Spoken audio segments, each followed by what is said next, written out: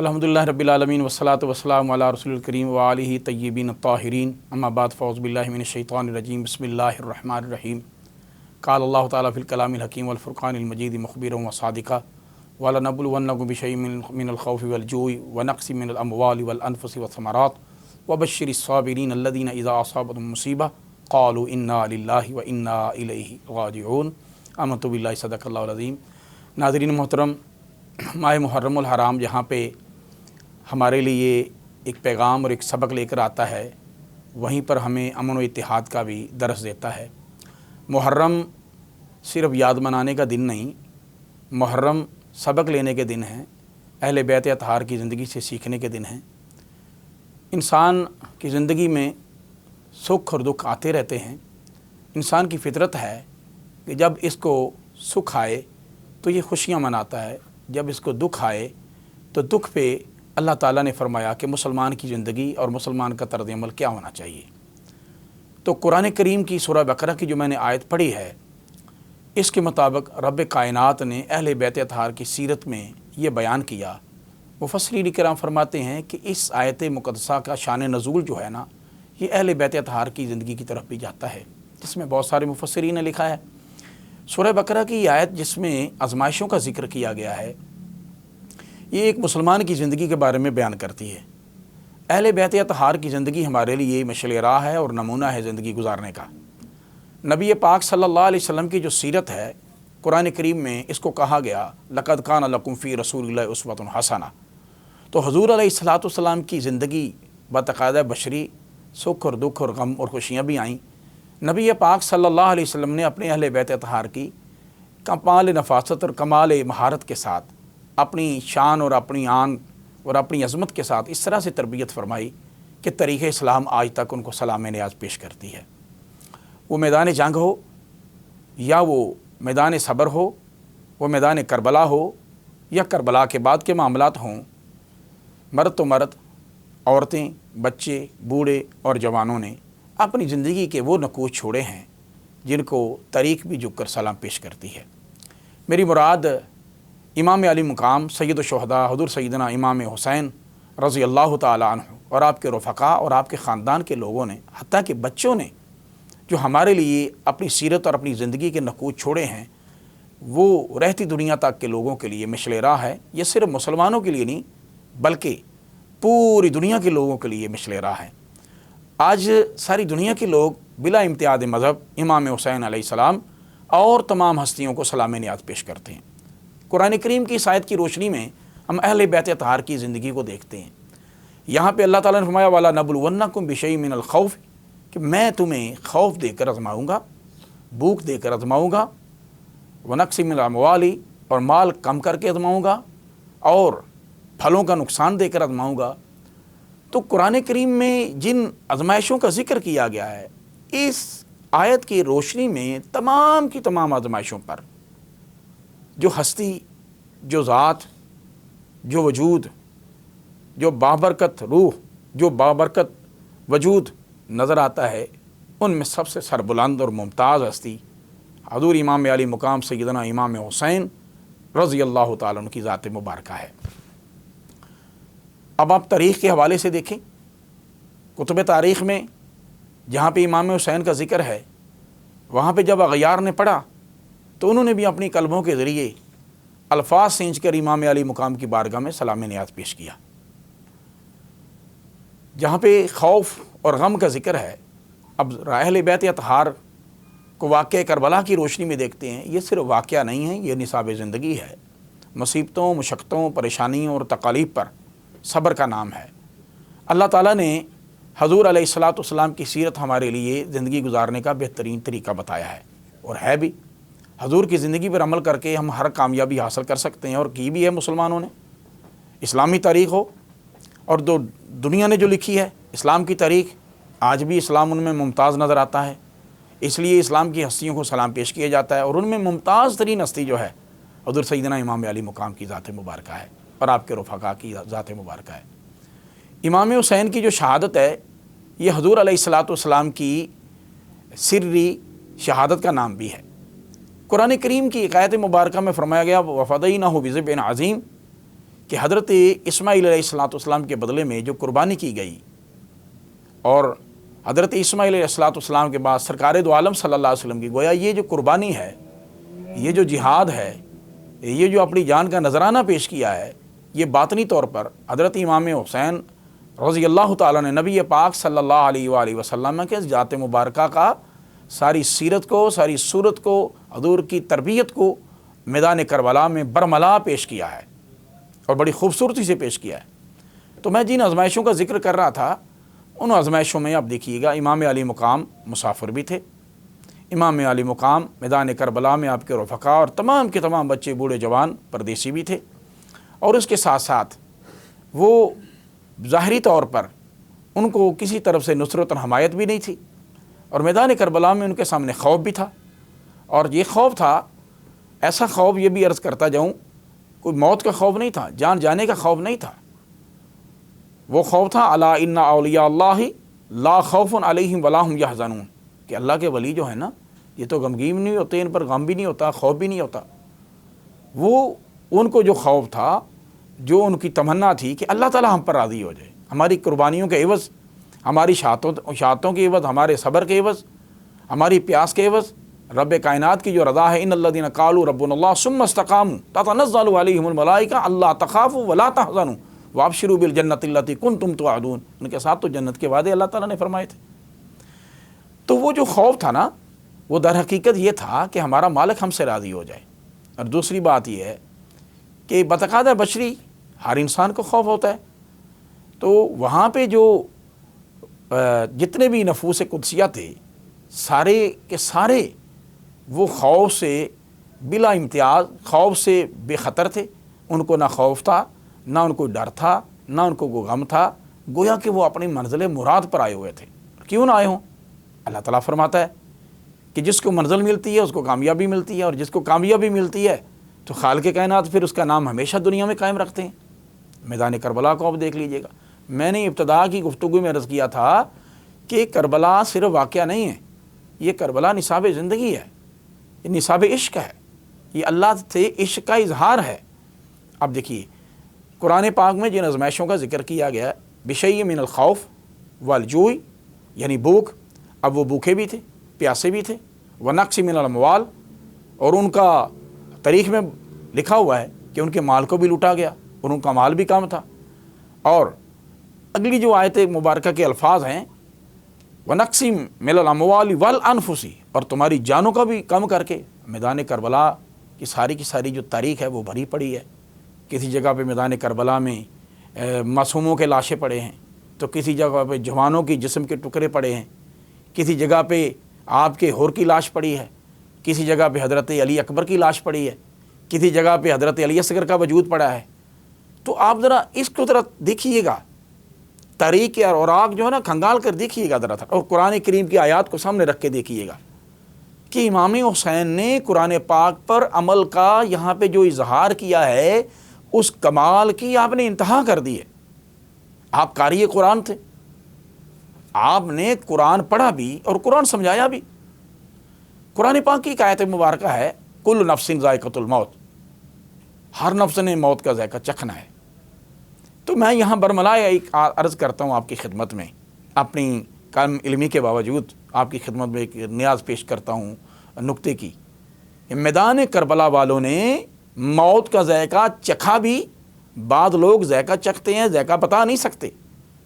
میدان کربلا والوں نے موت کا ذائقہ چکھا بھی اور بتایا بھی کہ موت کے بعد کیسے زندہ رہا جاتا ہے۔ جس طرح ایک شعر ہمارے آج تک ذہنوں میں سمایا ہے، بچپن سے میں بھی سنتا آیا ہوں، کہ قتل حسین اصل میں مرگ یزید ہے، اسلام زندہ ہوتا ہے ہر کربلا کے بعد۔ تو یہ کربلا کا جو میدان ہے نا، یہ کسی نہ کسی بہانے لگتا رہا ہے، لیکن جب اصل میدان کربلا لگا تو کربلا والوں نے وہاں یہ بتایا کہ اصل کربلا والے کیا ہیں اور ان کی تربیت کیا ہے، سیرت رسول کیا ہے۔ حضور علیہ الصلوۃ والسلام کی تربیت سے امام حسین اور آپ کے رفقاء کرام اور آپ کے اہل بیت اطہار نے جو اظہار پیش کیا ہے، میں یہ سمجھتا ہوں ہماری ماؤں، بہنوں، بچیوں، بیٹیوں، معصوموں کے لیے ایک مشعل راہ ہے، ایک نمونہ ہے، ایک نور ہے، ایک سرور ہے، ایک کامیابی کی سیڑھی ہے۔ اب دوبارہ پھر میں آپ کو انہی 4 آزمائشوں کا ذکر کرتے ہوئے لے آتا ہوں۔ خوف اور بھوک اور نقص اموال اور ثمرات کا کم ہونا، یہ کیا تھا؟ ثمرات کے بارے میں فقہاء کرام یہ فرماتے ہیں، مفسرین کرام نے یہ لکھا ہے، ثمرات جو ہوتی ہے نا، یہ معصوم اولاد کو بھی کہتے ہیں، اور ثمرات خدمات دینیہ کو بھی کہتے ہیں۔ امام حسین رضی اللہ تعالیٰ عنہ نے جو اسلام بچانے کے لیے وہاں پہ کوشش کی اور کامیاب ہوئے، وہ صرف کوشش نہیں تھی، بعض کوششیں ناکام ہو جاتی ہیں اور کئی میدانوں میں جان لے کر جیتا جاتا ہے۔ امام حسین رضی اللہ تعالیٰ نے جان دے کر جیت کر بتایا۔ امام حسین کے معصوم بیٹے حضرت علی اصغر نے جان دے کر جینا بتایا، اور کڑی الجوان حضرت علی اکبر نے میدان کربلا کی تپتی ہوئی صحراؤں میں جب اذان دی، بے خوف ہو کر ببانگ دہل، تو تمام باطل کے ایوانوں میں یہ لرزہ طاری ہو گیا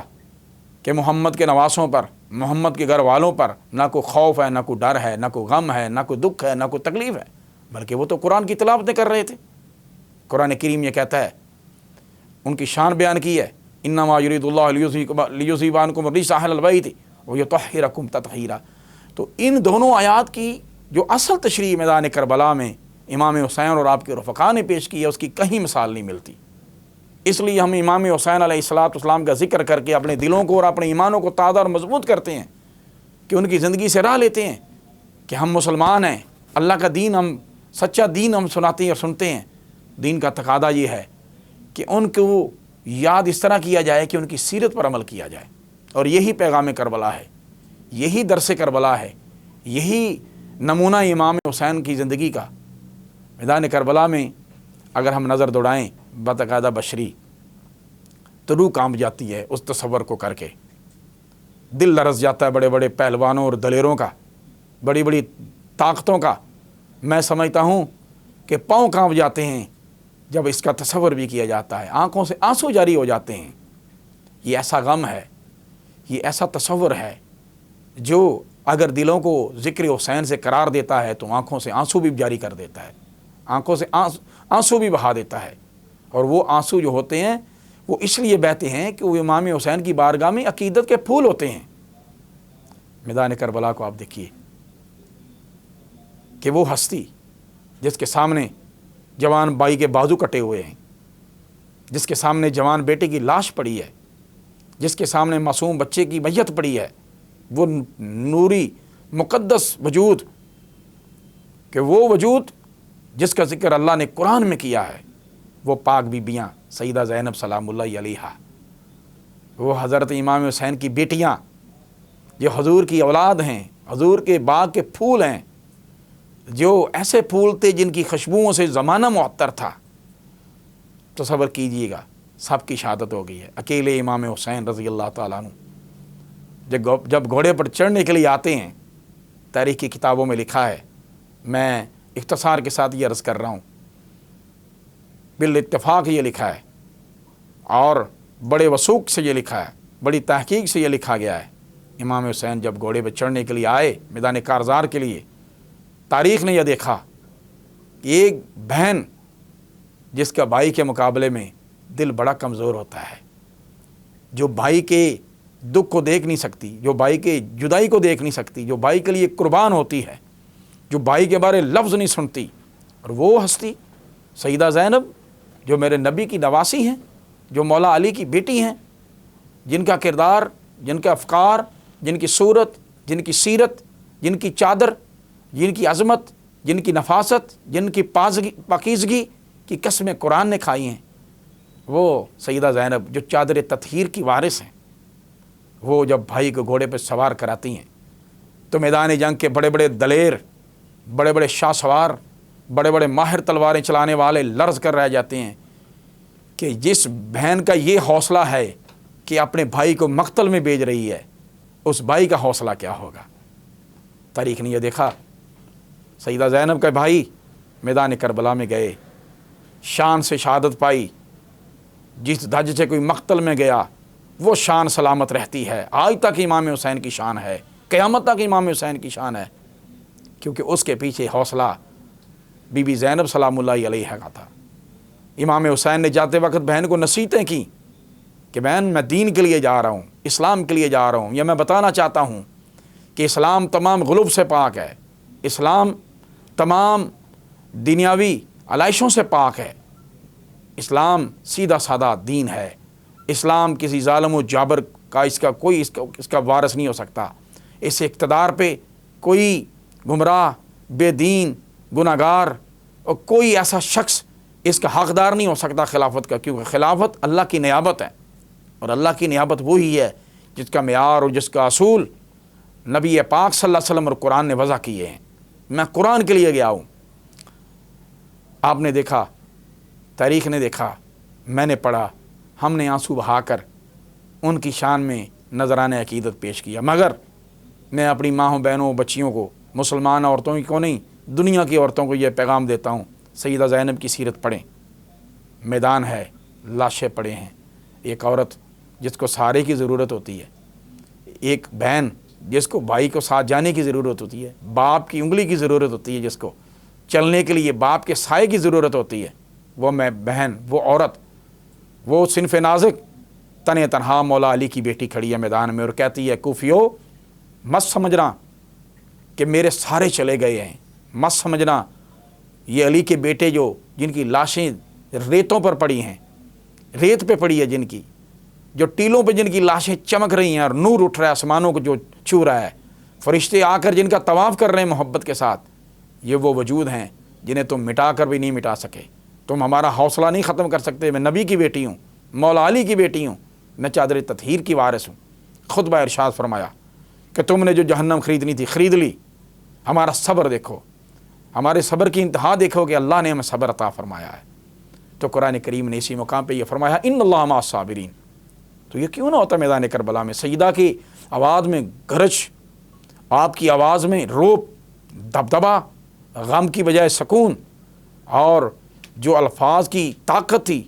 تمام کوفیوں کے دل لرز کر رہ گئے، قدم ڈگمگا گئے، وہ قریب تھا کہ گر جاتے اس آواز کے ساتھ۔ امام حسین علیہ السلام کی پیاری بہن نے بتایا کہ بھائیوں کے بعد جو بھائیوں کی ذمہ داریاں ہوتی ہیں بہنیں بھی بڑی خوبی کے ساتھ انجام دیتی ہیں۔ مولا علی کی بیٹی بھی ایسی بیٹی ہے جو رہتی دنیا تک کے لوگوں کو سبق دے کر جائے گی کہ بیٹی کا مقام اور شان کیا ہے۔ اب دیکھیے کمال کی بات ہے، حضور علیہ الصلوۃ والسلام کی نسل اولاد مبارک بھی بیٹی سے چلتی ہے، اور پھر یہ اسلام کی شان ہے جس نے بیٹی کو یہ مقام دیا ہے، وہی بیٹی میدان کربلا سے لے کر قید ہونے تک، خیموں میں تنہا ہونے تک، مریضوں کو پٹیاں کرنے تک، بھوکی پیاسی ہو کر کبھی دلاسے دے رہی ہے، کبھی بتیجیوں کو دلاسے ارشاد فرما رہی ہے،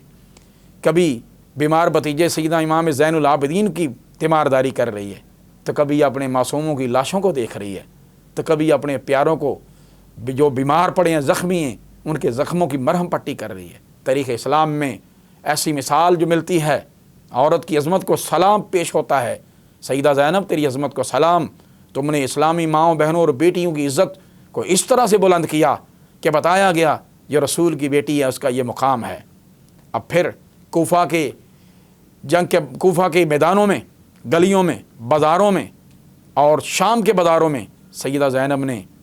اسلامی صحافت کا وہ اصول پیش کیا جو سچائی کی خبر تھی۔ ساری دنیا کے لوگوں کے لیے آپ نے بتایا کہ اے شام والو، اے کوفہ والو، ہم کوئی باغی نہیں ہیں، ہم اولاد رسول ہیں، میں نبی کی بیٹی ہوں، یہ جو قیدی ہیں یہ حضور کا خاندان ہے، یہ ہمارے بارے میں جو کہہ رہے ہیں نا قیدیوں کو مارا ہے، قیدیوں کو نہیں مارا، انہوں نے خانواد رسول کو تحت کیا ہے، انہوں نے کلمہ پڑھ کر اپنے کلمے کا پاس نہیں رکھا۔ یہ قیامت والے دن کیا منہ دکھائیں گے نبی پاک صلی اللہ علیہ وسلم کو؟ تاریخ اسلام نے یہ دیکھا، اغیار کی تاریخ میں یہ لکھا ہے کہ کوفہ کی جامع مسجد میں جب اذان پڑھی گئی تو حضرت امام زین العابدین رضی اللہ تعالیٰ بیمار ہو کر کہتے ہیں، جب مؤذن یہ کہتا ہے اشہد ان محمد الرسول اللہ، کہ میں گواہی دیتا ہوں محمد اللہ کے رسول ہیں، کہتے ہیں ٹھہر جا مؤذن، یہ جو محمد اللہ کے رسول ہیں یہ ہمارے نانا جان ہیں، بتاؤ جن کا کلمہ پڑھا جائے ان کی اولاد کے ساتھ یہ کیا جاتا ہے؟ کیا تم نے کلمے کا پاس رکھا ہے؟ نمازیوں، نمازیں پڑھنے والوں، بتاؤ کیا اسلام میں ایسا کیا جاتا ہے؟ ناظرین محترم، یہاں پہ یہ میں عرض کرتا جاؤں، یزید کے دربار میں سیدہ زینب وہ خطبہ ارشاد فرمایا کہ جو خطبہ فصاحت و بلاغت، حکمت و دانائی، جرأت و بہادری کا وہ منبع ہے، ہماری مائیں، بہنیں، بچیاں اور بیٹیاں اگر وہ خطبہ پڑھیں تو ان کی زندگیاں سنور جاتی ہیں، اگر نوجوان پڑھیں تو ان کی زندگی کا راہ متعین ہو جاتا ہے، اگر مسلمان پڑھے تو اس کو حق مسلمانی کا پتہ چل جاتا ہے۔ سیدہ زینب کا وہ خطبہ جرأت و بہادری کی عکاسی نہیں، تصویر ہی نہیں صرف، بلکہ عین جرأت و بہادری ہے، ایک مسلمان کی شان ہے۔ سیدہ زینب کے جو الفاظ ہیں آج تک تاریخ میں ہیں، جو آپ نے ارشاد فرمائے کہ جو تم لوگوں نے کیا ہے قیامت والے دن اس کو دیکھو گے، اور ہم کامیاب ہیں کہ ہم نے ہر مصیبت پہ صبر کیا ہے، ہر دکھ پہ اللہ کی رضا کو سمجھا ہے۔ اور پھر خالق کائنات نے قرآن میں کیا فرمایا؟ اولئک علیہم صلوات من ربہم ورحمہ، یہی لوگ ہیں، کون سے لوگ؟ یہ جو میدان کربلا میں کامیاب ہوئے، کوفہ کے بازاروں میں کامیاب ہوئے، جو شام کے بازاروں میں کامیاب ہوئے، وہ تن تنہا عورت، وہ پاک باز بیٹی، پاک باز ماں جو شام کے دربار، شام کے بازاروں سے گزری تو کہا لوگو یہ جو ہمیں باغی کہتے ہیں، ہم باغی نہیں ہیں، ہم اللہ کے دین والے ہیں، ہم قرآن والے ہیں، میں سیدہ فاطمہ کی بیٹی ہوں، میں مولا علی کی بیٹی ہوں، میں سید العالمین نبی رحمت کی بیٹی ہوں جنہوں نے غیروں کے لیے رحمتیں کی ہیں، میں اس کی بیٹی ہوں جس نے یتیموں کے سروں پہ ہاتھ رکھا ہے، میں اس کی بیٹی ہوں جس نے قاتلوں کو معاف کیا ہے، میں اس کی بیٹی ہوں جس نے جانی دشمنوں کو پانی پلایا ہے، میں وہ نہیں ہوں جو باغی ہوں، یہ میرے ساتھ جتنے قیدی ہیں، یہ جتنے بچے ہیں، یہ جتنے زخمی ہیں، یہ سارے کے سارے اللہ کے دین والے ہیں، ہم مدینے والے ہیں۔ حاضرین محترم، تاریخ اسلام میں اس کے آگے جو باتیں آتی ہیں ہر مقام پہ آپ ان کی سیرت کو پڑھیں، آپ کو صبر و استقامت کا کوہ گراں نظر آئیں گے، اور ایسا پہاڑ نظر آئیں گے کہ جہاں پہ ایک ایک جگہ پہ، ایک ایک طریق کی سطر پہ آپ ان کو دیکھیں گے کہ ان کا کردار روشن سے روشن تر ہوتا جاتا ہے۔ میں جب خطبہ پڑھتا ہوں یا بیان کرتا ہوں، یقین فرمائیے گا میں آقا کریم صلی اللہ علیہ وسلم کا کلمہ پڑھنے کے صدقے یہ عرض کرتا ہوں، میرے پاس وہ طاقت اور ہمت نہیں ہوتی کہ میں ان الفاظ کو پڑھ سکوں، مگر جب پڑھتا ہوں تو آنکھوں سے آنسو جاری ہوتے ہیں، اور وہ آنسو جو ہوتے ہیں سیدہ فاطمہ الزہرا کی پیاری بیٹی سیدہ زینب، آپ کی تمام اولاد، آپ کے برادر مکرم امام عالی مقام سید الشہداء حضور سیدنا امام حسین رضی اللہ تعالیٰ عنہ، آپ کے بیٹے، آپ کے بھائی، آپ کے بچوں، آپ کے رفقا حضرت حر، آپ کے تمام ساتھیوں کو وہ در حقیقت سلام نیاز پیش ہوتا ہے۔ تو یہ جو ذکر ہے ان کا، یہ کیوں ہے؟ یہ اس لیے ہے کہ خالق کائنات نے اعلان فرمایا ہے جب ان آزمائشوں سے یہ لوگ کامیاب ہو جاتے ہیں، یہ آزمائشوں سے کامیاب ہونا تو ان کی وراثت ہے۔ ان کے والد گرامی مولا کائنات سیدنا علی المرتضیٰ شیر خدا رضی اللہ تعالیٰ کی زندگی کو دیکھیے، آپ کوفہ کی مسجد میں شہید کیے جاتے ہیں تو خود کہتے ہیں کہ اللہ کی قسم میں کامیاب ہو گیا ہوں، میرے قاتل کو پانی پلاؤ ٹھنڈا، میرے قاتل کو، میرے پر وار کرنے والے کو شربت پلاؤ کہ اس کو پتہ چلے کہ علی کی سیرت کیا ہے اور اس کا کام کیا ہے۔ اور ان کے بھائی کو دیکھیے حضرت امام حسن کو رضی اللہ تعالیٰ عنہ، جو اسلام کے اتنے بڑے محسن ہیں، اتنی بڑی جنگ سے بچایا، اتنے بڑے فساد سے بچایا۔ حضور علیہ الصلوۃ والسلام نے فرمایا تھا یہ میرا وہ بیٹا ہے جو صبر والا ہے، جو میری امت کو بچائے گا، تو انہوں نے پھر بچایا۔ اب امام حسین کی سیرت کو دیکھ لیجیے آپ، میدان کربلا میں جو انہوں نے کردار پیش کیا، صبر کیا۔ عورتوں کو دیکھ لیں تو قرآن یہ کہتا ہے اولئک علیہم صلوات من ربہم ورحمہ، یہ وہ لوگ ہیں جن پر اللہ کی طرف سے رحمتیں ہیں اور اللہ کی طرف سے صلوات ہیں۔ وہ کیا ہیں؟ وہ رحمتیں ہیں۔ وہ رحمتیں کیا ہیں؟ کہ ان کا ذکر بلند ہوتا ہے، ان کے چرچے کیے جاتے ہیں، ان کو سلام نیاز پیش کیا جاتا ہے۔ جو ان کو جانتے نہیں جب ان کو پڑھتے ہیں تو ان کے گرویدہ ہو جاتے ہیں، اپنے تو اپنے بیگانے بھی ان کے ہو جاتے ہیں۔ اب دیکھیے گا، اس سے پہلے بھی آپ دیکھ لیں ذرا،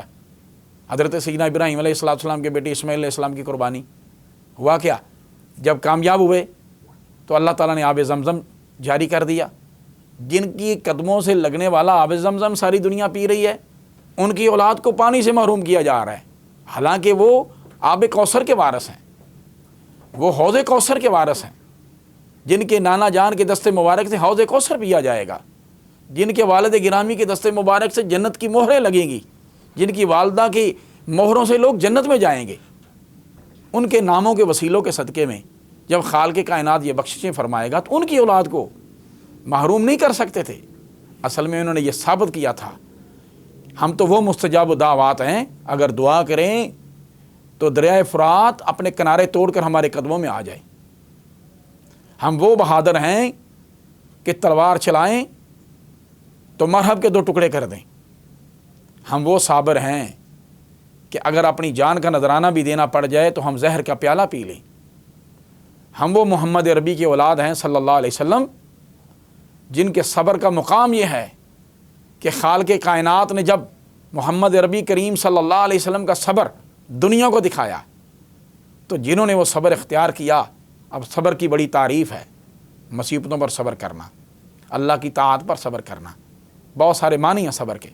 تو میدان کربلا والوں نے صبر کی ہر منزل، ہر مقام، ہر معنی اور ہر مفہوم سمجھایا اور خوب سمجھایا۔